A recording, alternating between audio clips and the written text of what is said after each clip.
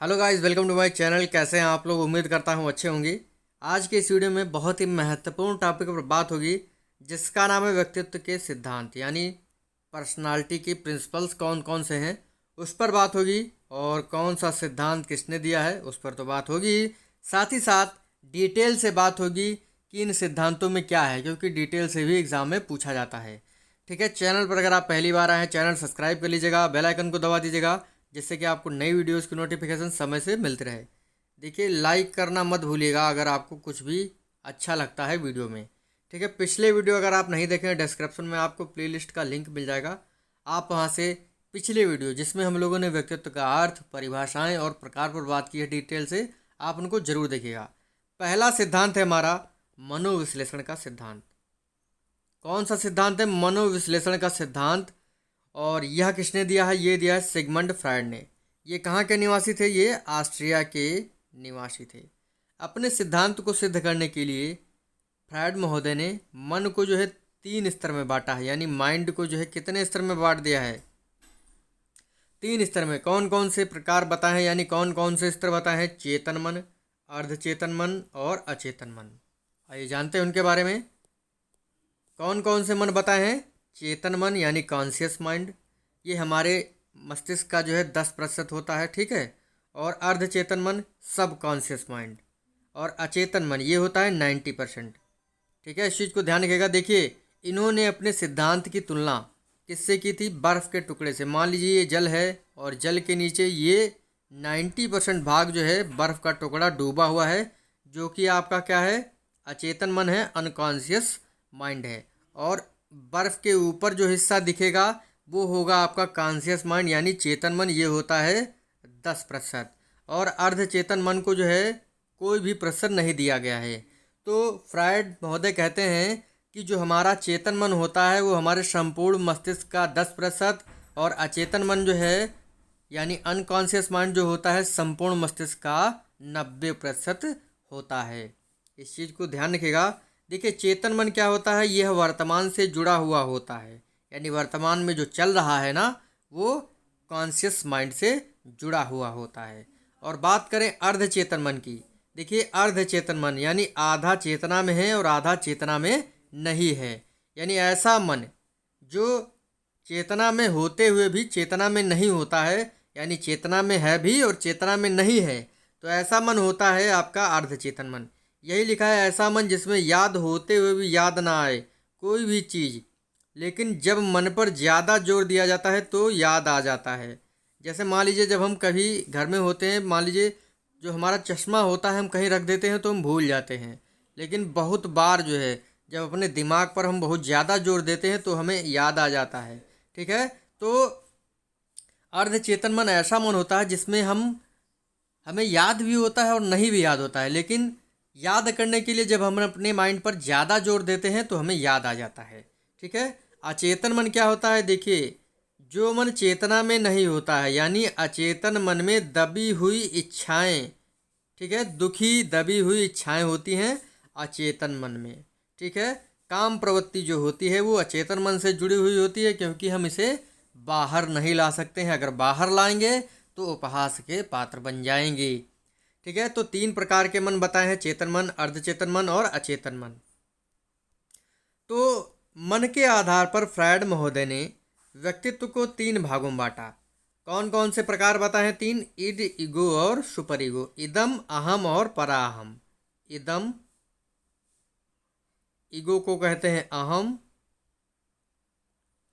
और super ego को पराहम। इनको आपको डिटेल से जानना है। एक एक पॉइंट बहुत ही महत्वपूर्ण है। ठीक है। लिखा है इदम, यानी इड कहें या इदम कहें, इड जो होता है ये सुखवादी सिद्धांत पर आधारित होता है। किस पर आधारित होता है? सुखवादी सिद्धांत पर आधारित होता है। यह अचेतन मन से जुड़ा हुआ होता है। जो इड होता है हमारा, वो किससे जुड़ा हुआ होता है? अचेतन मन से। अचेतन मन में क्या होता है? दुख होता है, दबी हुई इच्छाएं होती हैं, काम प्रवृत्ति होता है हमारे अचेतन मन में। ठीक है। जो कि चेतना में नहीं होता, यानी हम उसे दबाए रहते हैं। तो इड हमारा सुखवादी सिद्धांत से जुड़ा हुआ है, अचेतन मन से जुड़ा हुआ होता है। सुखवादी सिद्धांत देखिए, इड में क्या होता है, काम प्रवृत्ति जो है सबसे बड़ा सुख माना गया है। लिबिडो की अवधारणा जो है इसी से जुड़ा हुआ है। और जो पार्श्विक प्रवृत्ति है वो भी इड से जुड़ा हुआ होता है। यानी देखिए, इड को कैसे याद रखेंगे, सुखवादी सिद्धांत से जुड़ा हुआ है, तो सुख प्राप्त करने के लिए हम पशु बन जाएं। अपनी सुख मतलब अपनी काम प्रवृत्ति के सुख को प्राप्त करने के लिए जब हम पशु बन जाते हैं, ठीक है, तो वो गलत चीज़ होती है। इसी वजह से हम उसे अचेतन मन में डाले रखते हैं। और इड जो होता है ये अहम को नियंत्रित करता है। अगला है ईगो यानी अहम। वास्तविकता पर आधारित होता है, अर्धचेतन मन से जुड़ा हुआ होता है, उचित या अनुचित का ज्ञान होता है, मानवतावादी सिद्धांत से जुड़ा हुआ होता है।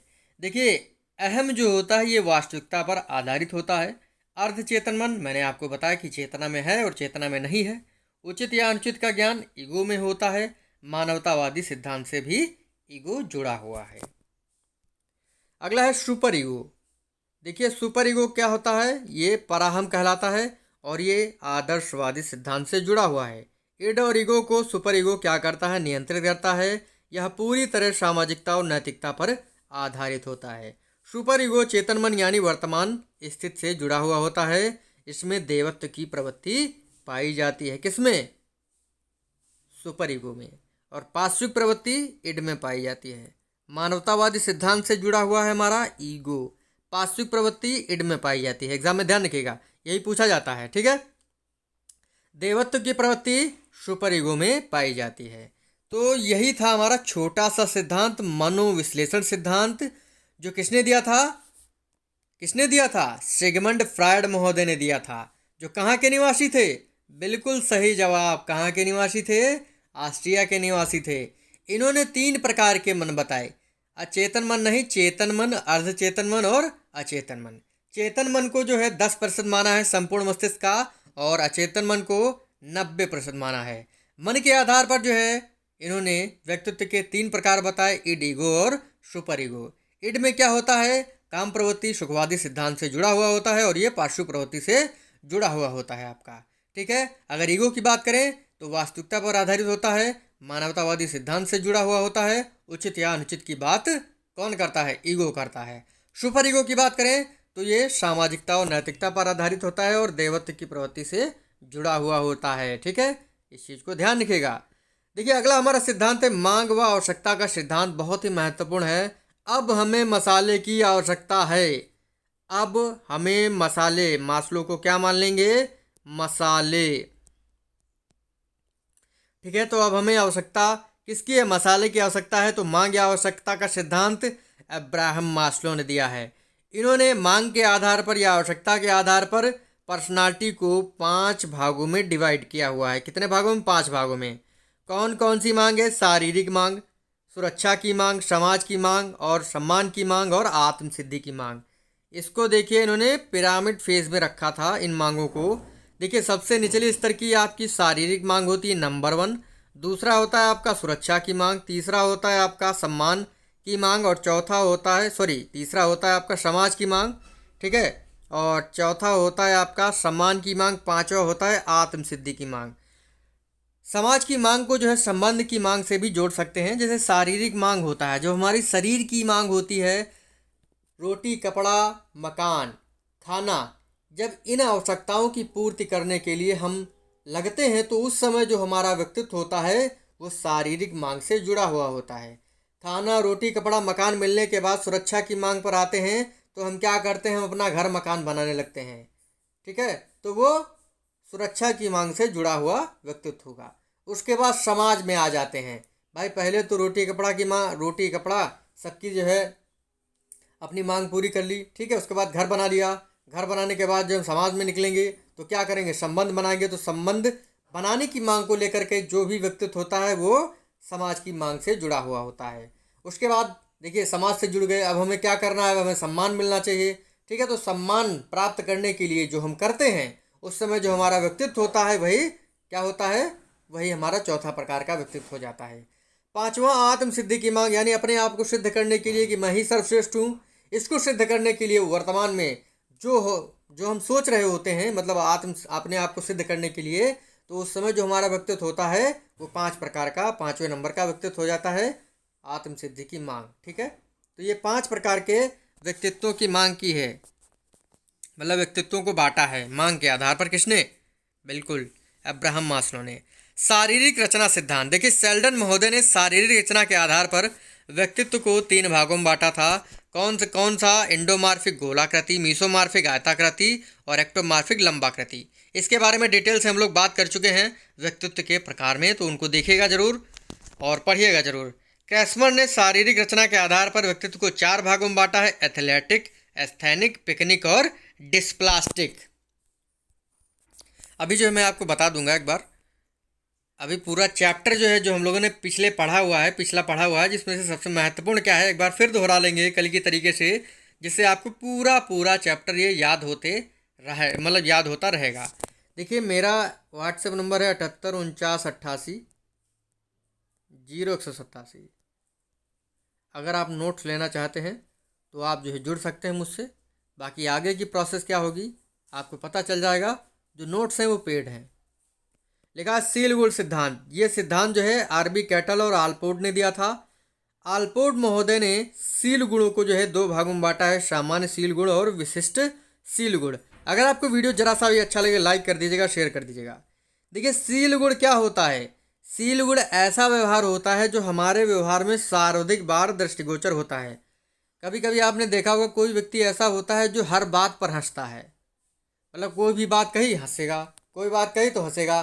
तो किसी व्यक्ति में सर्वाधिक बार दृष्टिगोचर होने वाला व्यवहार जो है वो आपका सील गुण व्यवहार कहलाता है।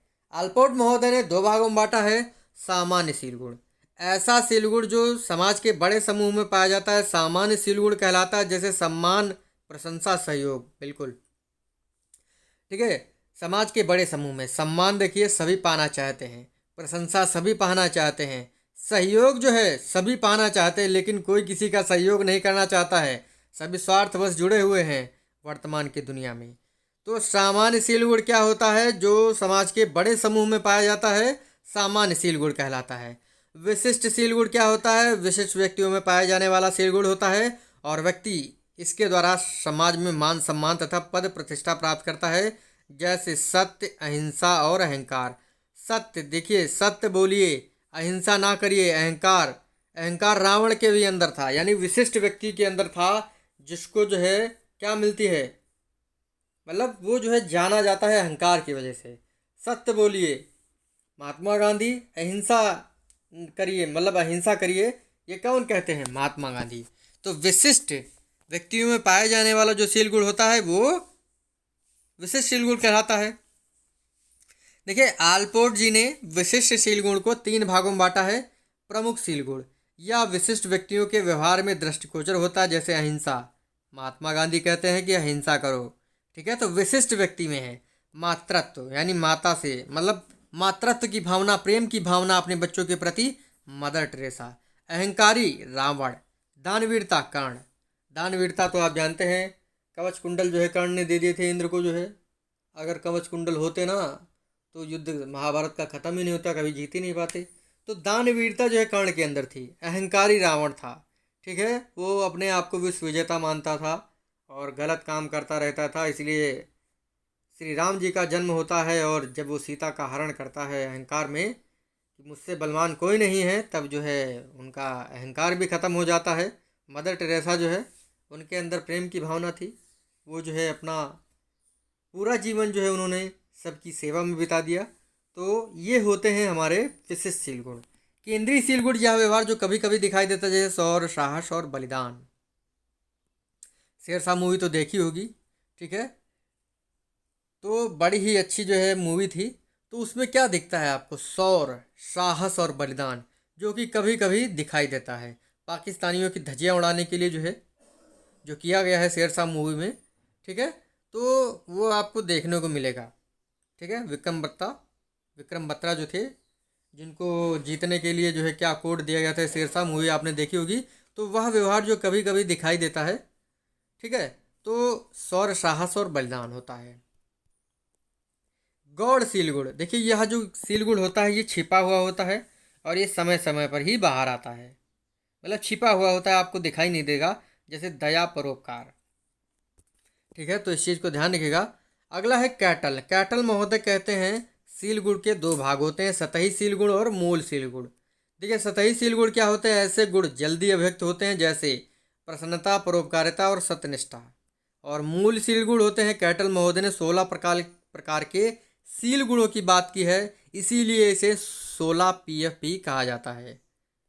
मतलब 16 PF factor theory, 16 PF theory यानी 16 पर्सनालिटी फैक्टर जो थ्योरी थी, ये थी किसकी? कैटल महोदय की। इस चीज़ को ध्यान रखिएगा। 16 सील गुण बताते हैं भावुक, विवेकशील। देखिए, भावुक, विवेकशील, स्वयं में सीमित, दबंग, गंभीर, अंतरात्मा से प्रेरित, प्रेरित, नाजुक, संकालू, व्यवहारशील, चालाक, आत्मविश्वास, रूढ़िवादी। 14 नंबर का है दूसरों पर निर्भर, 15वां है अनुशासनहीन और 16वां है चिंता मुक्त। तो इन 16 सील गुणों की बात की है किसने? कैटल महोदय ने। और इन्हें क्या कहा है? मूल सील गुण कहा है। ठीक है, इस चीज को ध्यान रखिएगा। एग्जाम में पूछेगा, क्या पूछेगा? एग्जाम में पूछेगा कि 16 PF थ्योरी किसकी है? कैटल महोदय की। किसकी है? कैटल महोदय की है। ठीक है, तो इस प्रकार से जो हमारा छोटा सा वीडियो था आज का, वो समाप्त हुआ। और अगर आपको वीडियो अच्छा लगे, लाइक कर दीजिएगा और शेयर कर दीजिएगा। पूरा वीडियो एक बार फिर से देख लेते हैं, यानी पूरी PDF को एक बार दोहरा लेते हैं। PDF लेने के लिए जो आप जुड़ सकते हैं। ठीक है, देखिए, पर्सनालिटी शब्द कहाँ से लिया गया है? लैटिन भाषा से। और ये किससे लिया गया है? पर्सोना। पर्सोना का क्या अर्थ होता है? नकली या मुखौटा चेहरा। नकली, मुखौटा, नकाब चेहरा पर्सनालिटी कहलाता है। आलपोर्ट कहते हैं व्यक्तित्व मनोदेही व्यवस्थाओं का गत्यात्मक संगठन है जो वातावरण के साथ अपूर्ण समायोजन को स्थापित करता है। आलपोर्ट कहते हैं। रेक्सराक कहते हैं व्यक्तित्व समाज के मान व मान गुणों का समूह है। ठीक है, गिलफोर्ड कहते हैं व्यक्ति के सभी गुणों का समूह है। एग्जाम में पूछा जाएगा, यही परिभाषा याद रखनी है आपको। व्यक्तित्व के प्रकार, सामाजिकता के आधार पर युंग ने व्यक्तित्व के 3 प्रकार बताए थे, अंतर्मुखी, बहिर्मुखी और उभयमुखी। अंतर्मुखी कौन होते हैं? जो अपने आप में लगे रहते हैं, उनको दुनिया से कोई मतलब नहीं होता, जैसे दार्शनिक, संत और वैज्ञानिक। बहिर्मुखी यानी जो समाज से जुड़े हुए होते हैं, समाज सेवा करना उनको अच्छा लगता है, नेता, प्लेयर, एक्टर्स और व्यापारी। उभयमुखी यानी अंतर्मुखी और बहिर्मुखी व्यक्तित्वों का मिश्रण जो होता है वो आपका उभयमुखी होता है। क्रैसमैन ने शरीर रचना के आधार पर 4 प्रकार बताए थे, पुष्ट यानी एथलेटिक, एस्थेनिक, पिकनिक और डिस्प्लास्टिक। पुष्ट क्या होता है? एथलेटिक क्या होता है? यानी आप नीरज चोपड़ा को देख लीजिए, जेवलिन थ्रोवर। सुसंगठित अंग, पुष्ट मांसपेशियां, चौड़े कंधे होते हैं, दुबला पतला एस्थेनिक होता है। ठीक है, और धनत्वक, धनत्वक यानी पिकनिक, नाटा होता है। विमूर्ति, डिस्प्लास्टिक, बेमेल अंगों का। और सेल्डन ने गोलाकृति, आयताकृति और लंबाकृति इनके बारे में बात की है, एंडोमार्फिक, मीसोमार्फिक और एक्टोमार्फिक। ठीक है, इस चीज़ को ध्यान रखिएगा। और भारतीय दृष्टिकोण के अनुसार यानी भगवत गीता के अनुसार व्यक्तित्व को 3 भागों में बांटा गया है, सतोगुणी, रजोगुणी और तमोगुणी व्यक्तित्व। इनको अगर आप याद करते रहेंगे ना, तो जैसे मैं बोल रहा हूँ आपके दिमाग में घुसता रहेगा। सतोगुणी यानी सभी गुणों से संपन्न, ईश्वर में आस्था रखने वाला। रजोगुणी कर्म प्रधान होता है। तमोगुणी झगड़ा करने वाला होता है। और ज़्यादा महत्वपूर्ण नहीं है, अभी देखते हैं आगे कौन सा आता है। भाई, जो महत्वपूर्ण है उसी को पढ़ा जाए, समय कम है। मार्गन और गिलीलैंड ने भाव व स्वभाव के आधार पर 4 प्रकार बताए, प्रफुल्ल, उदास, चिड़चिड़ा और अस्थिर स्वभाव वाला। स्वभाव के अनुसार ई क्रैसमैन ने व्यक्तित्व को 2 भागों में बांटा है, साइक्लॉइड और साइजॉइड। ठीक है, इस चीज़ को ध्यान रखिएगा। तो हमारा जो वीडियो था यहीं पर समाप्त हुआ। और आपके लिए एक प्रश्न है, कमेंट करके बताइएगा कि पर्सोना जो है किस भाषा का शब्द है। ठीक है, मिलते हैं आपसे अगले वीडियो में। जय हिंद, जय भारत।